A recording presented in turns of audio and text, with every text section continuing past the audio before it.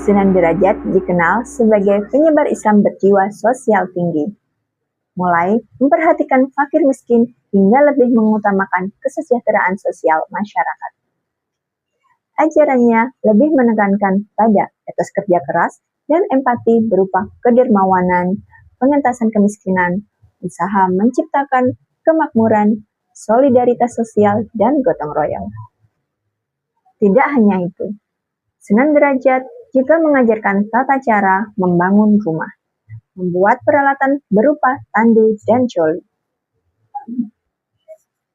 Sunan Derajat lahir sekitar tahun 1470 Masehi dengan nama Raden Hasim. Beliau merupakan putra bungsu dari Sunan Ampel dengan Nyi Ageng Manila.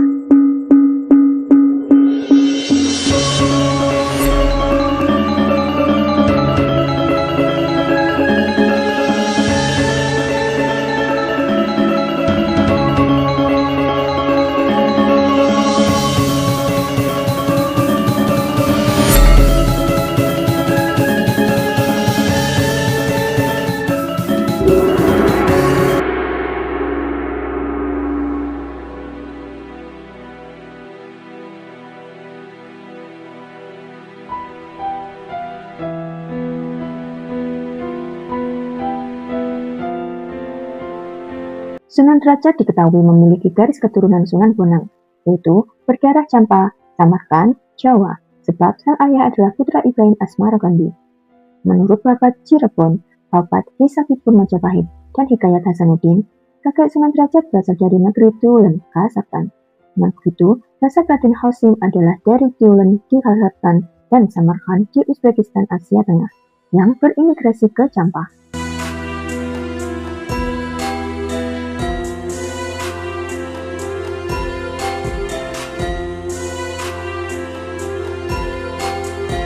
Bapak Tanah Jawi mengungkapkan bahwa Sunan Ampel sebelum menikah dengan Nyai Ageng Manila terlebih dahulu menikahi Nyai Karimah.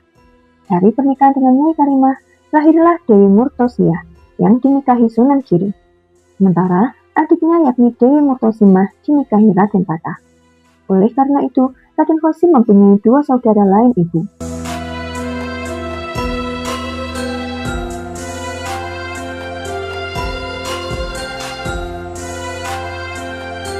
Diketahui ada 9 anak dari Sunan Ampel.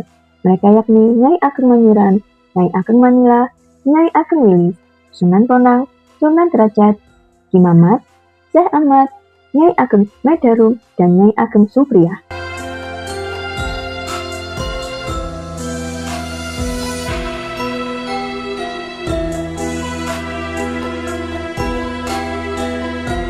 Raden Hasim dididik di dalam lingkungan keluarga ibundanya yang berasal dari Jawa.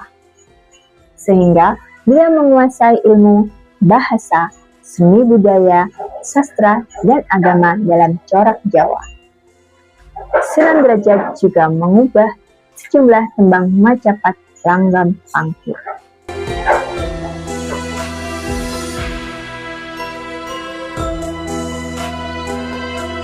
Sunan Derajat menuntut ilmu agama dari Sunan Ampel sendiri, sebelum akhirnya beliau dikirim oleh sang ayah kepada Sunan Gunung Jati di Cirebon.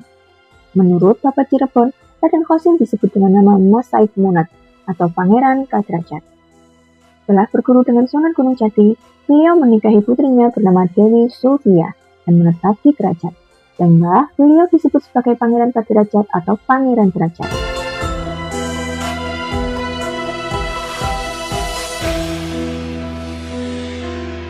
Dari pernikahan itu keduanya dikaruniai 3 orang anak, yakni Pangeran Rakyana atau Pangeran Teranggana, Pangeran Sandi, dan Dewi Wuryan.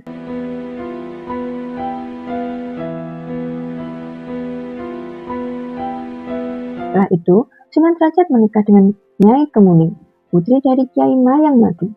Lalu menikah lagi dengan Nyai Retna Ayu Chandra Sekar, putri dari Adipati Kediri Arya Wirana Tapada. Berbekal pengetahuan dari Sunan Ampel dan Sunan Gunung Jati, Sunan Derajat kembali ke Ampel Dento. Namun, atas perintah dari sang ayah, Sunan Derajat menyebarkan dakwah keislamannya di pesisir barat Gresik.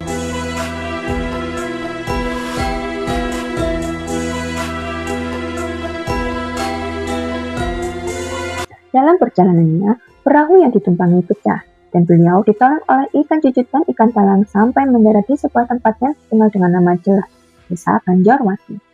Kedatangannya disambut baik oleh sesepuh kampung, yaitu Kyai Mayang Madu dan Mbah Banjar. Di Jelak, Sunan Derajat menikah dengan putri dari Kyai Mayang Madu bernama Nyai Kemuni. Di sana, beliau mendirikan sebuah surau sebagai tempat mengajarkan penduduk setempat bacaan Al-Quran.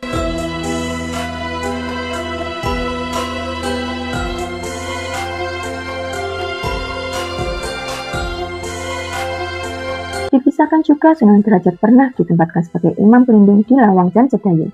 Setelah itu, Sunan Derajat melakukan ritual rohani dengan usaha di ujung pangkah dengan cara tidak makan dan tidak tidur selama 3 bulan.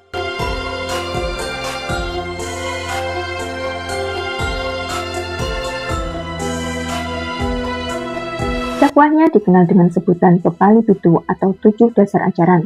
Dalam menyampaikan ajaran tersebut, Sunan Derajat terkadang memanfaatkan media kesenian, seperti mengubah tembang tengahan Majapahit Pangkur.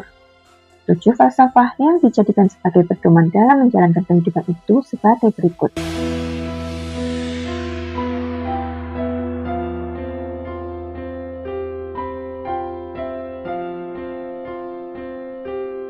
Membangun resep yang sama, artinya kita selalu membuat senang hati orang lain. Jroning suka kudu eling lan waspada, artinya dalam suasana gembira hendaknya tetap ingat Tuhan dan selalu waspada.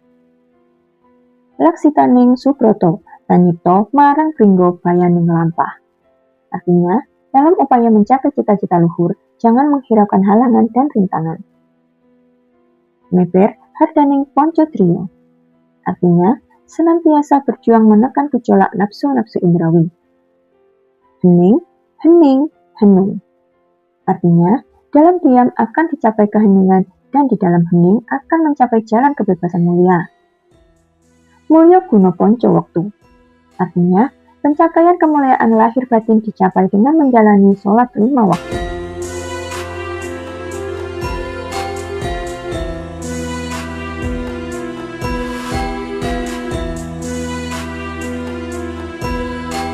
Wenehono teken marang wong kang wuta, wenehono mangan marang wong kang luwih, wenehono busana marang wong kang wuta, wenehono pangiyup marang wong kang kaudana. Artinya, berikan tongkat kepada orang buta, berikan makan kepada orang yang lapar, berikan pakaian kepada orang yang tak memiliki pakaian, berikan tempat berteduh kepada orang yang kehujanan.